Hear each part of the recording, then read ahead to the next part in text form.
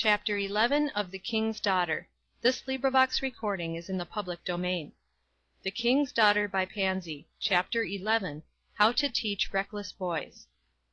I came not to call the righteous, but sinners to repentance.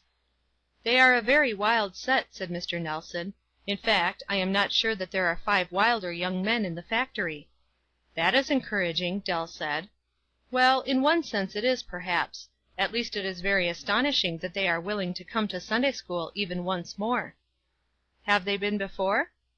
Oh, yes, several times. Never for 2 Sabbaths in succession. We don't expect that. We have had very queer times with them. Once they left in the midst of the exercises, and once they got into such uproarious laughter that the teacher left them in a huff or a fright, I hardly know which. It was unfortunate anyway, for since that time their aim has been to dispose of every teacher given them. I think that is their principal object in being willing to try Sunday school again. And you want me to try to teach such a class? Dell exclaimed in amazement. That is precisely what I want, he answered, laughing. You see, Miss Bronson, it resolves itself into this, speaking seriously now, and earnestly. There is absolutely no one else, not a single person, who is willing to make the attempt. I have asked Mr. Tresevant, but he assures me he cannot. I think he is not disposed to risk the chances. They would be more than likely to make sport of everything he said, and I fancy he does not like to compromise his dignity. Perhaps he is right. Besides, he has a very important class of good Christian young ladies. Miss Emmeline Elliott is one of them. It is next to impossible to beg a teacher from his class, for a temporary supply, they are so much attached to their teacher. Mr. Nelson, said Dell, who had been thinking her own thoughts during the time, what do you honestly suppose I could do with such a class as you describe? That I honestly don't know, he answered, laughing again. I am extremely anxious to try you, and to discover, or more truthfully, I really don't expect you to do much of anything with them. I don't think any one can. But what I want to avoid is the necessity of saying to them, boys, you may come to the Sunday school, of course, but we haven't a man or woman in our church who dares to undertake the charge of you as a class, therefore you must be teacherless. That is about what they expect, and they delight in the thought. Now I did not come to you having any hope that you would grant my request. It is a strange one to make to a young lady. But as I told you before, you are my last resort, and if these fellows are willing to come inside the church, if only for 1 Sabbath, isn't it a pity to lose the chance of saying something that might possibly do them good? Dell made apparently an irrelevant response. Mr. Nelson, you are really the strangest man I ever met in my life. Mr. Nelson, turned thus suddenly from the subject that engrossed his thoughts, elevated his eyebrows and looked astonished. I am? That amazes me. I thought I was very commonplace. May I inquire your meaning? Why, your conversation would lead me constantly to suppose that your life was permeated with a high Christian principle, and yet you disclaim all title to the name Christian. I do not understand it. I think I may say that I am actuated by principle, he said, smiling gravely, the principle of love to the whole human race. Then I cannot see how you can help owning allegiance to Him who so loved the whole human race that he not only died for them, but lived for them solely, on this weary earth, for long, long years. Dell spoke quickly, and with tones full of deep feeling. Her companion was entirely grave now, and apparently sad. After a little silence he said, slowly and earnestly, By their fruits ye shall know them. That is a Bible doctrine, is it not? I shall have to confess to you that the fruits which have fallen under my knowledge have not been such as to lead me to admire the tree on which they grew. Have you no exceptions to make? He answered her quickly, Oh, yes, indeed. I would not have you think me so cynical. Yes, I have known noble Christian men and women and admired them, but, pardon me, they really seemed to be the exceptions. There stood on the table beside Dell a neglected dish of fruit. All the good apples had been culled, leaving only the gnarled, gnurly ones. She seized upon one that chanced to be very small, very worm-eaten, and beginning to decay, and holding it up by the stem, said, quickly, Ought you to judge the fruit of the apple tree by this specimen? He looked steadily and gravely at the apple, then at her, then smiling he bowed slightly and said, I accept your rebuke. But, Miss Bronson, what about my boys? Are they doomed to go teacherless? Why don't you take them yourself, Mr. Nelson? "There are two reasons. In the first place, I have a class that I gathered at infinite pains. They have never had another teacher, and no other stands ready to take them. And, secondly, now I shall run the risk of appearing inconsistent again, but I do feel the need of securing for them a teacher who knows experientially about this high Christian principle of which you speak." Dell was silent and thoughtful. There was an old sentence sounding through her brain, "Whatsoever thy hand findeth to do," and yet another, "Whatsoever he saith unto you, do it." Who was she that she had a right to hesitate? "What do you mean by their being a wild set?" she asked suddenly. "How wild are they?" "Oh, they swear outrageously, and smoke profusely, and gamble whenever they get a chance, not often for money, for they have very little of that article about them, but for raisins, or pins, or straws, or anything that is convenient, and they use liquor freely, every one of them." "Mr. Nelson," said Dell earnestly, "I'm afraid I should miserably fail with such a class, and wouldn't that be worse for them than if I had not tried?" "They have had no other teaching than continued failures. They never had the same teacher twice, as no one would attempt it a second time. We have managed to be very unfortunate in our selections.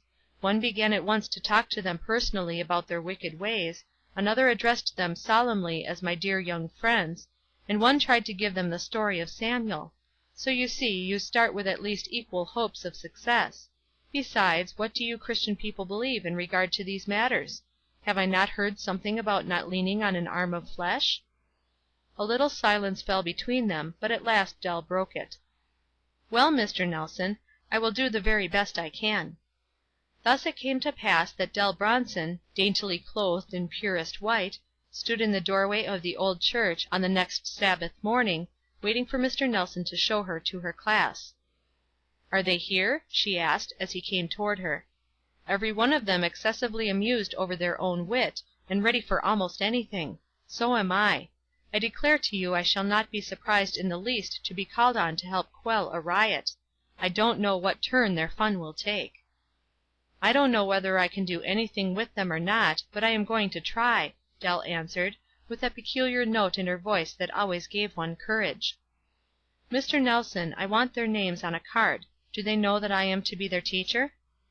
Mr. Nelson shook his head. "I speculated some little time as to whether I would inform them. I finally decided not. I didn't like to risk it.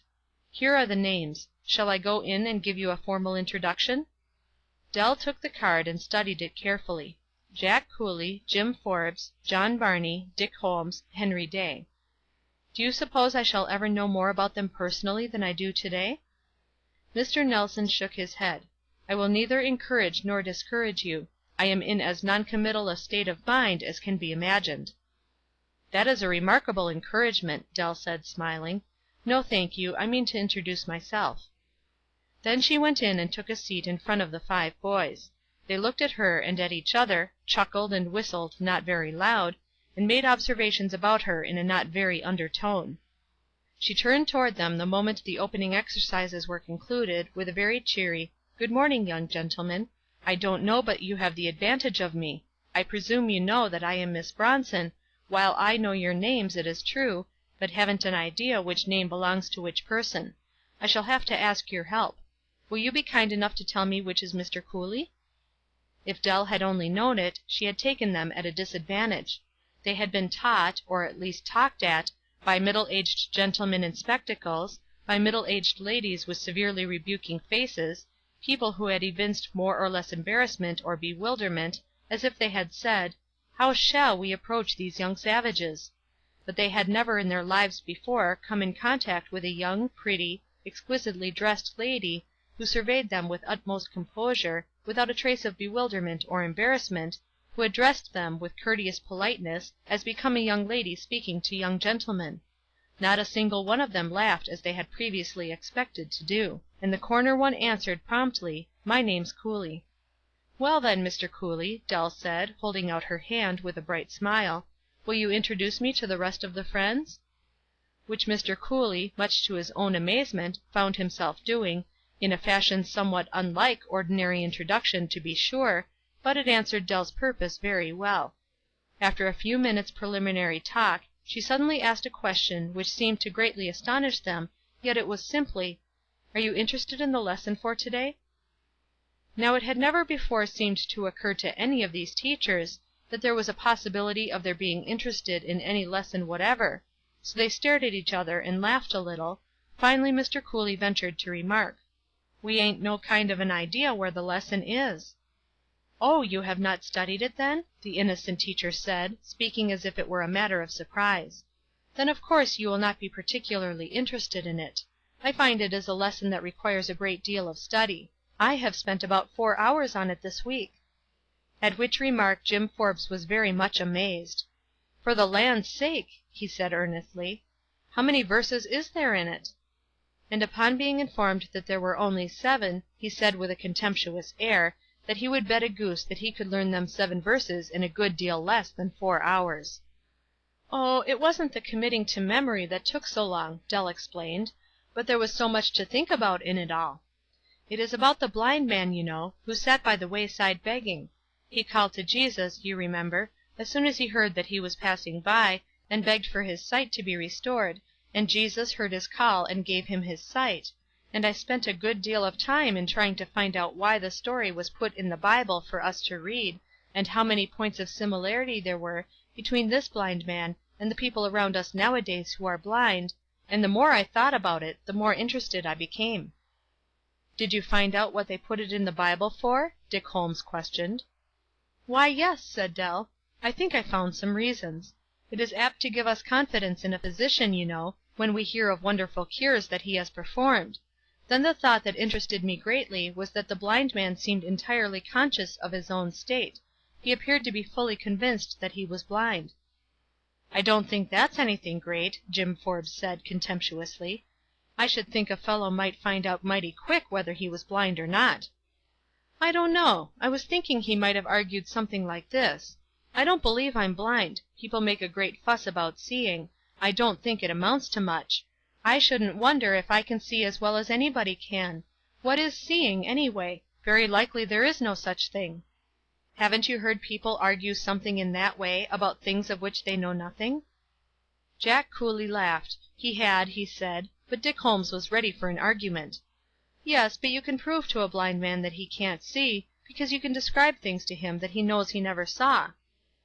"But how are you going to make him believe that you have ever seen them? Can't I, being a Christian, describe things to a person that he knows he has never felt, and won't he be very likely to say, 'That's all imagination on her part, I don't believe a word of it'?" Then several of the others laughed and looked curiously at Dick, because this was precisely what he was in the habit of saying. Their looks made him reckless, and he spoke with an air of defiance. "Well, I don't believe anything. I think these Bible stories are all humbug. I don't believe there ever was any blind man that got his sight again in the way it tells about. I think religion is all a pack of lies." Then he folded his arms and sat back triumphantly, and waited for the shocked look that he delighted to bring to people's faces. But he looked in vain. Dell's face was as serene as a summer morning. "Yes," she said placidly, as if she might perhaps agree with every word he said. "But, Mr. Holmes, you said you didn't believe anything. Of course you don't quite mean that. Don't you believe, for instance, that people die?" Mr. Holmes started, but admitted that he did. "You really have no doubt about it, have you, but that all people in this world will die?" No, he hadn't the least doubt about that.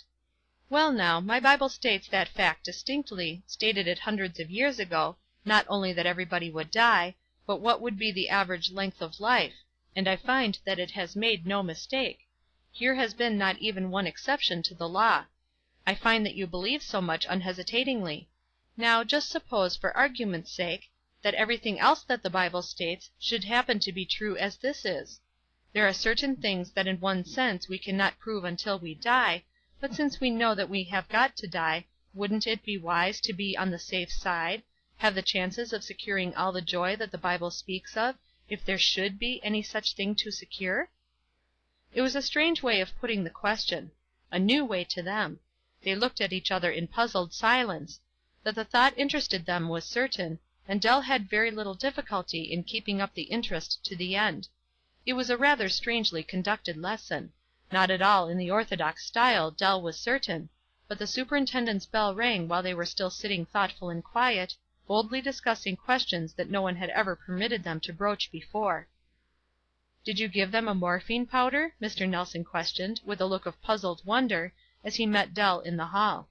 "I certainly never knew them to be quiet before." And Dell's answer was: "Mr. Nelson, they every one promised me that they would come next Sabbath." CHAPTER XII.